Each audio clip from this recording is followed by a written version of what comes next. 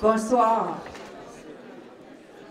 Bonsoir, chers invités. Good evening, distinguished guests and conference delegates, friends, colleagues.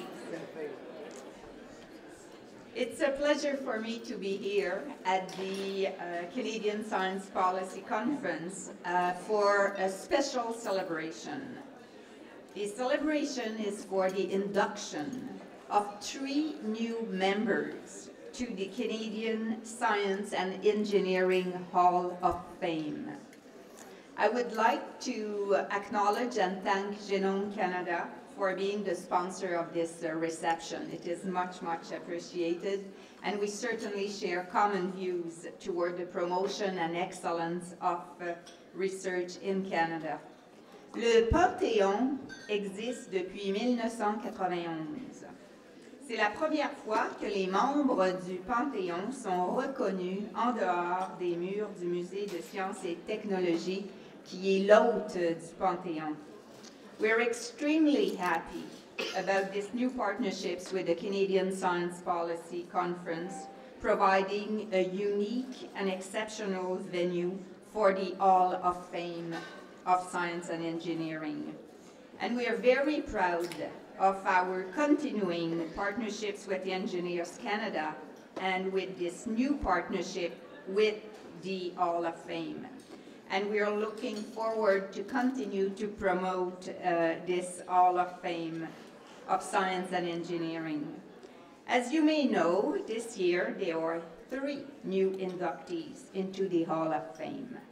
That makes a total of 51 Hall of Fame members who have been honored for their outstanding achievements in the fields of science and engineering, and who have made significant contributions to Canadian society.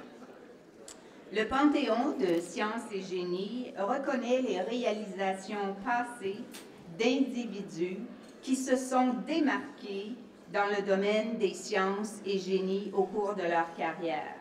Il est important de souligner que ces individus seront des modèles pour les jeunes Canadiens afin de les attirer à poursuivre des carrières en sciences, en génie, en technologie et s'assurer qu'ils sont inspirés par les réalisations qu'ils ont accomplies. One of our 3 inductees tonight, the astronomer Dr. Sidney van Den Berg, unfortunately could not be with us this evening. Dr. van Den Berg is known as Canada's most respected astronomer. He spent almost 20 years in the 60s and 70s teaching astronomy at the University of Toronto and working at the David Dunlap Observatory. Il a passé donc près de 20 ans dans ces fonctions. His major research interests were star clusters, variable stars, and the structure and evolutions of galaxies and the distances between them. Please don't ask me to explain to you what those things mean. In the 80s, Dr. van den Berg was director of the Dominion Astrophysical Observatory in Victoria, British Columbia, and was president and chairman of the board of the Canada-France-Hawaii Telescope Corporation in Hawaii. Il a publié près de 500 articles et la comète qu'il a découverte en 1974 a été nommée en son nom, donc la comète Van der Berg. We welcome Dr. van den Berg to the Canadian Science and Engineering Hall of Fame. Now, we have our 2nd inductee, and I'm very, very pleased to have had the chance to meet him after, I believe it was 1 month in his new role as a senator. So I'm very pleased to introduce to you tonight the Honorable Kelvin Kenneth Ogilvie. Senator Ogilvie.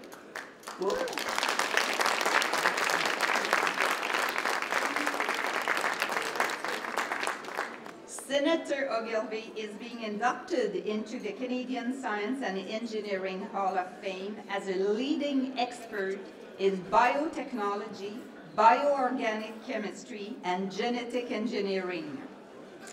His scientific achievements include the development of an automated process for the manufacture of RNA and the invention of a drug used worldwide to fight infections that occur when one's immune system is weakened. Sénateur Oliver a aussi écrit et fait de nombreuses présentations sur les défis que rencontre le Canada comme nation et le rôle d'une économie du savoir sur l'éducation postsecondaire et l'importance de l'entrepreneuriat. Senator Ogilvy, I invite you to please step forward to receive your membership to the Canada Science and Engineering Hall of Fame.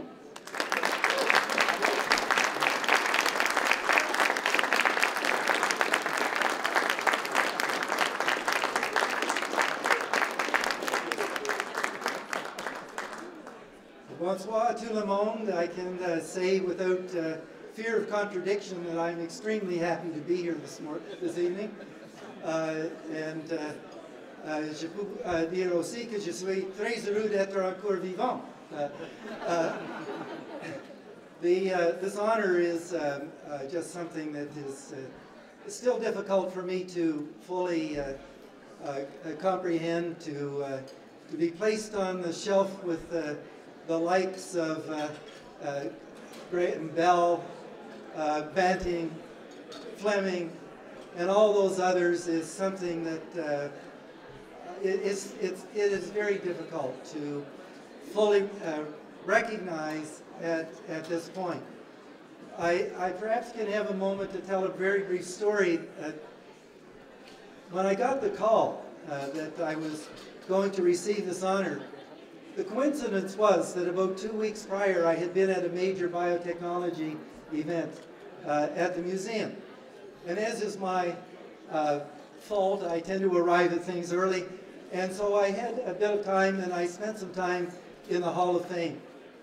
And I walked down the hall and I looked at these magnificent Canadians. Rutherford, whose office, it turns out, had been right across the square at McGill where my office was located. And when I first arrived at McGill, I looked out my window and it was pointed out that Rutherford's labs were in the corner of the building across the square, and I couldn't believe I was at this university where such a great scientist had carried out some of his most important work. And to walk down this corridor, and there's Rutherford and the others, and I thought, what a great thing this is that Canada has, this museum to celebrate science and engineering achievement, because it's not something we do well, generally, in our country. And to get a call 2 weeks later that I was going to be asked to really, it was almost too much. It's equally an enormous coincidence that this evening's event is sponsored by Genome Canada, where I had the opportunity to serve as a member of their board for a number of years, an organization for which I had just enormous respect for their accomplishments and the people who lead it, and to provide the opportunities for the tremendous funding projects in genomics across this country. Ladies and gentlemen, I could go on. It's a delight for me to be able to have my family here with me this evening, and to have some of the people that worked with me that helped me actually reach this opportunity of achievement. Two of the most brilliant young people that I ever had the opportunity to work with, who are now extremely successful scientists in their own right. And to be here with you in this magnificent setting to receive this award, all I can do is say to those people, whoever they are, who made this possible, to put forward the recommendation, there are no words for which I can truly express my deep appreciation. Thank you all very much.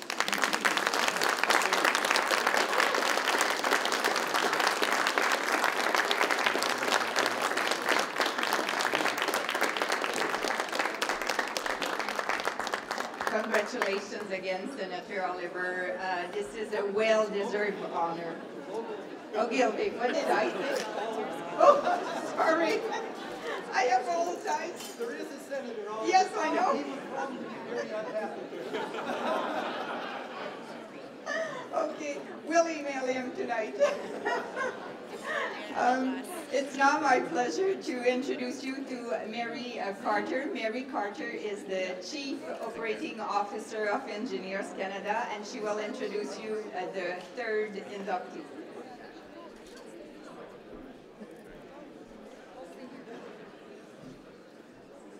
Good evening, everyone.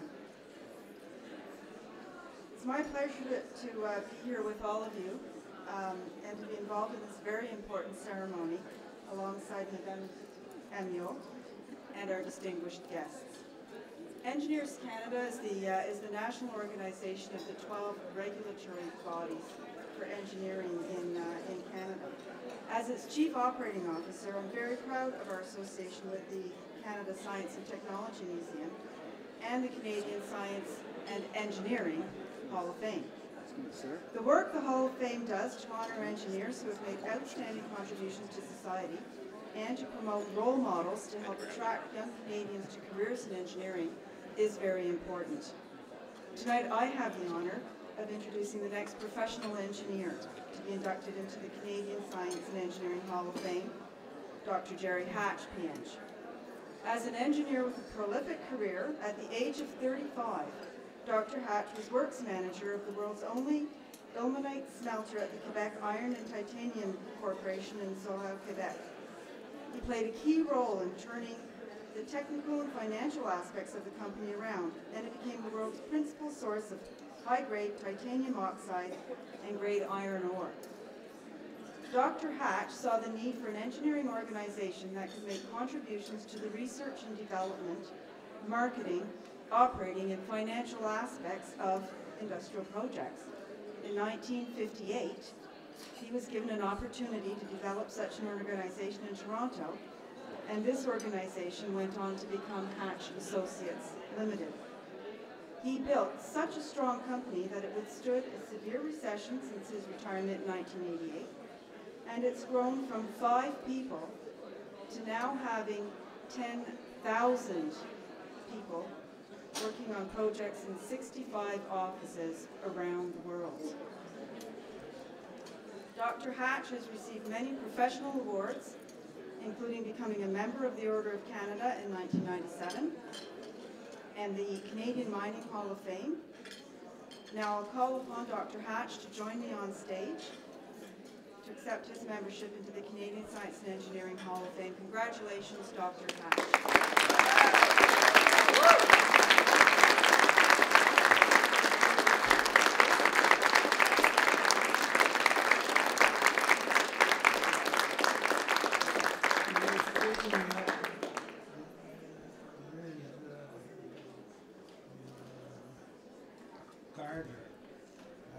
I'm certainly honored to be inducted into this great organization, the Canada's Science and Engineering Hall of Fame. I have prepared some written remarks that in a few minutes I'll call on my friend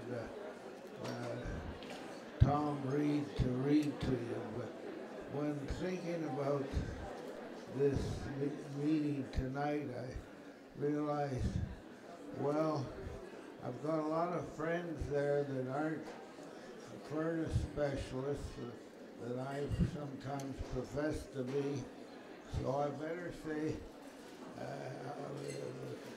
something for them, because my comments are largely around the people that have worked with me over the years and helped me along the way. Because they're successful, as we all know, it's how you build you have high caliber people that you treat well and expect them to treat others well.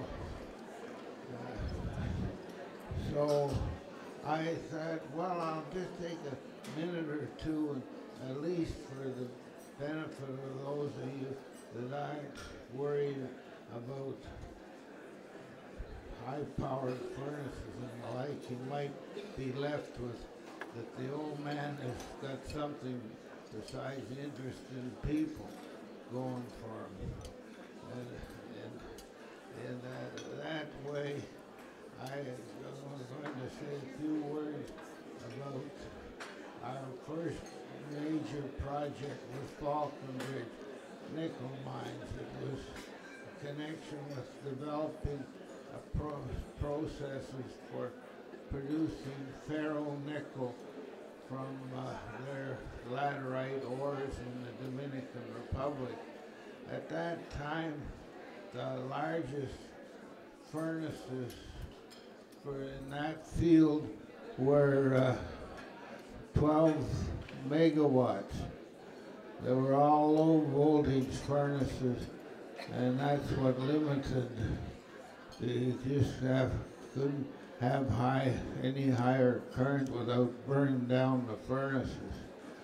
So we knew that there was in building a pilot plant to test our ideas out.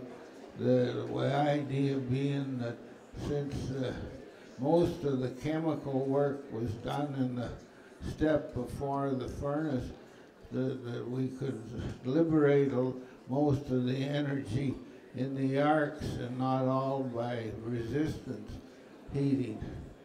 And that proved to be right. So instead of having to build 10 furnaces, we built 3. And then they were more than we turned out. Even that was conservative, because after we got the plant going full capacity, we rigged up one of the furnaces to raise the voltage from 1200 to 2500 volts, and we had no problem running this furnace at 66 megawatts for as long as, well, we kept running it for a long time. And so at one project of Falconbridge, we it was 5-fold the throughput of power and product from what had been possible heretofore. And so that is a good example of what are the caliber of people we had. And they continue on, and we've got, you'll see from the written remarks that we're strong in energy now, and also in things like infrastructure and rapid transit and transportation projects. So I'll call on my friend Tom Reed to read you my remarks. Thank you.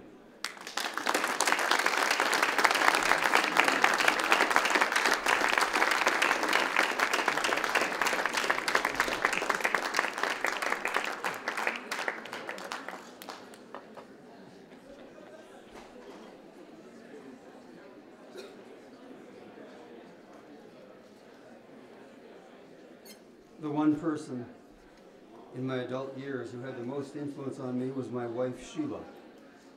She helped me more than anyone with her wise counsel and good sense on a sustained basis until she passed away after 57 years of marriage. She was not just the mother of our children, but my wisest counselor on pretty well all subjects. Sheila was an accomplished architect in her own right, and one of the first women to graduate in architecture from McGill University. She was also the first architectural student, man or woman, at McGill to be named a university scholar.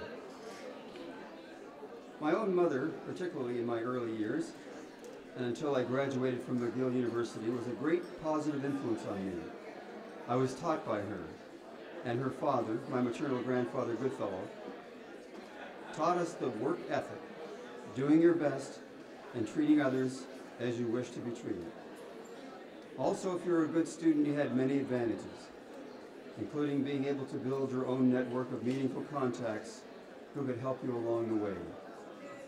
A good example of this was during Hatchlam in its early days with Falconbridge in 1968, when we were testing Falconbridge's pilot plant for the production of ferronickel. We were still testing plant areas and equipment before any meaningful operation had been carried out. When H.G. Fraser, the CEO of Falconbridge, at the time agreed that we should operate the pilot plant for a month without special tests.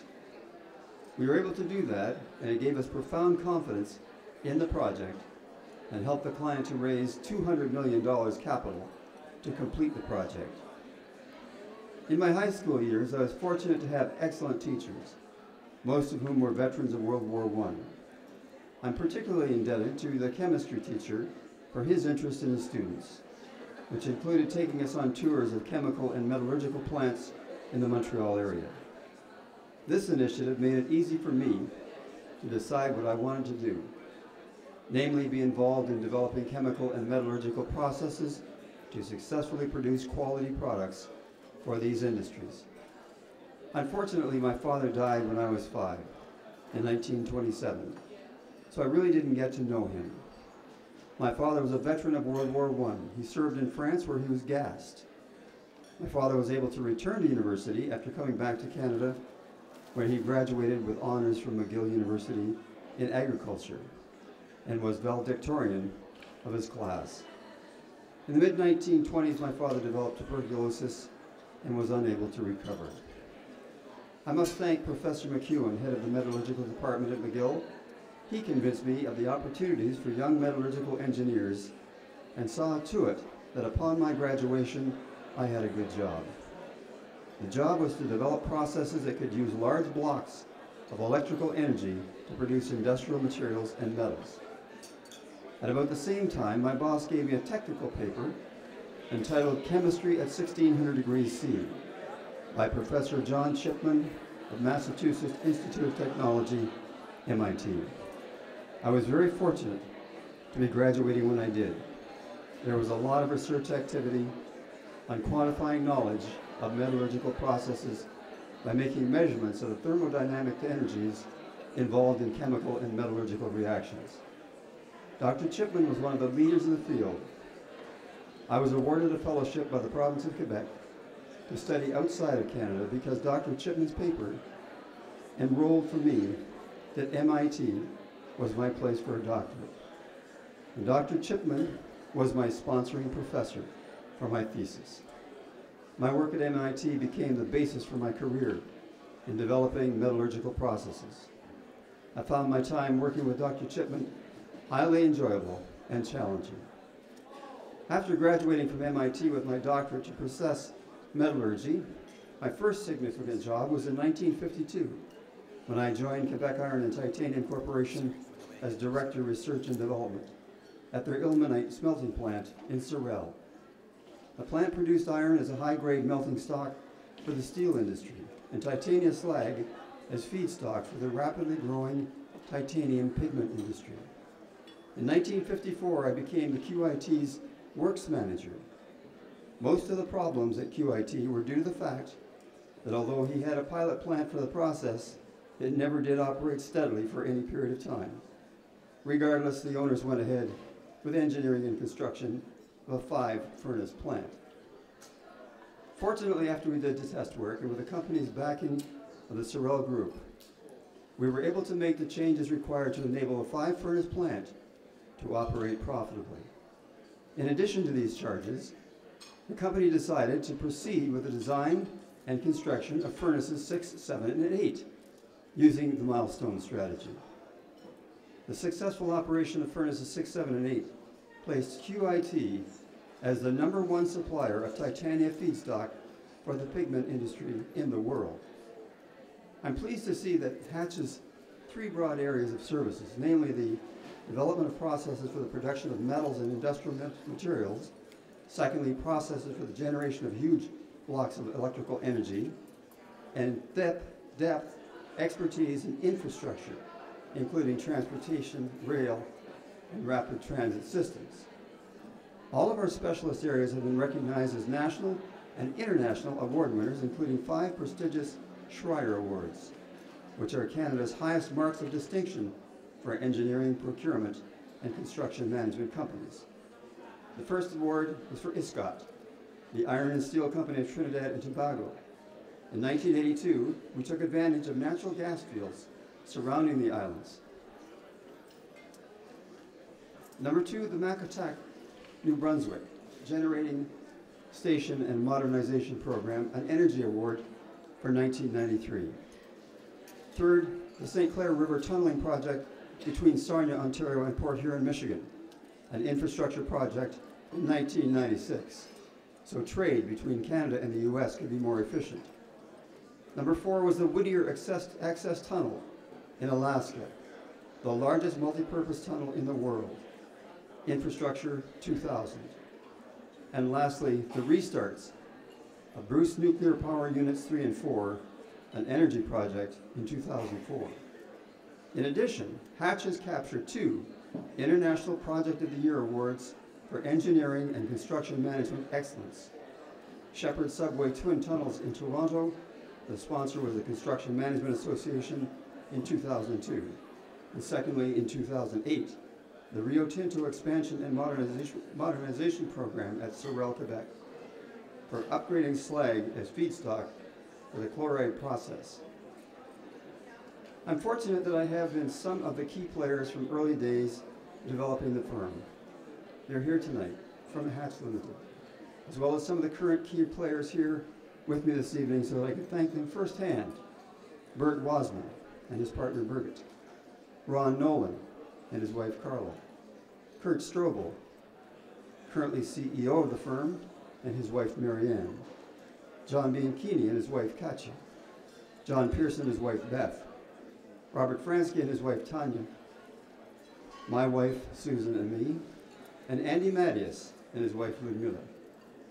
Ron Nolan succeeded me following my retirement as CEO in 1988.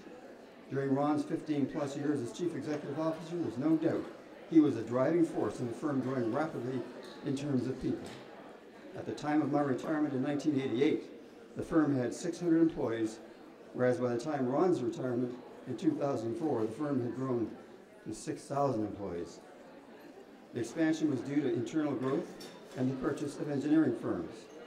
The firm, which is employee-owned and continues to grow, and today has more than 10,000 employees. The beginning of Hatch Limited was in 1958, when I first became president of the 5-employee consulting engineering firm, W.S. Atkins and Associates, a Canadian startup operation in Toronto. Mr. Atkins, with little process engineering knowledge, ran a large civil engineering firm in the UK. In 1964, I purchased Atkins and Associates from Mr. Atkins and sold 10% each to Ted Noskowitz and Archie Lamont. Both were excellent engineers in their own right. We went on to build a comprehensive consulting service company by hiring high-caliber people with innovative skills, detailed design and project management expertise, people not just with ability to control capital costs, but also to arrive at meaningful estimates of operating costs, sales revenues, and profitability. Dr. Strobel has encouraged the development of comprehensive engineering for Hatch Limited around the world. These managers are prepared to push for innovation, to always be serious about safety protocols, and to insist on behalf of our employees on profitability and financial stability. Hatch's emphasis on repeat business with clients continues to work well for us. Some of our long-term clients are shutting down their old furnaces and expanding by building high-powered, more profitable furnace systems. This situation increases our profits and results in us having a full workload on hand for the foreseeable future. The company has had 3 presidents in its 50 years, and we've had the good fortune to have worked with men and women with strong knowledge bases, excellent professional, scientific, technical, and management skills to help our company grow from strength to strength. We thank them for their day in and day out dedication, their faithfulness, and their enthusiasm for the Hatch culture and for the firm's continued success. Thank you for your patience.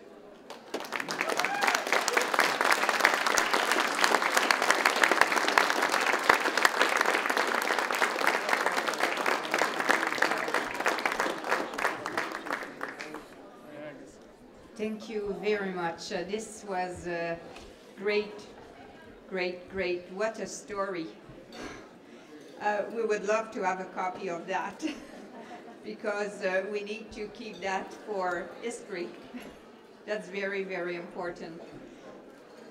I'd like now to introduce the President of Genome Canada, Monsieur Pierre Mullion, à venir vous adresser la parole. Thanks again for your sponsorship. It's much appreciated.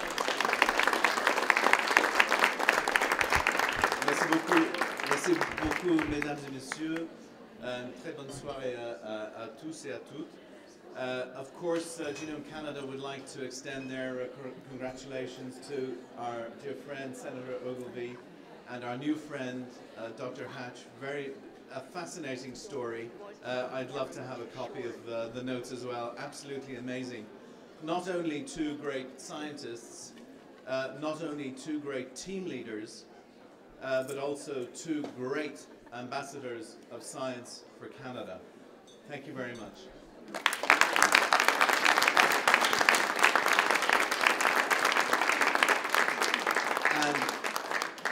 And the good news is that the reception continues until 9 o'clock, so please enjoy. Thank you.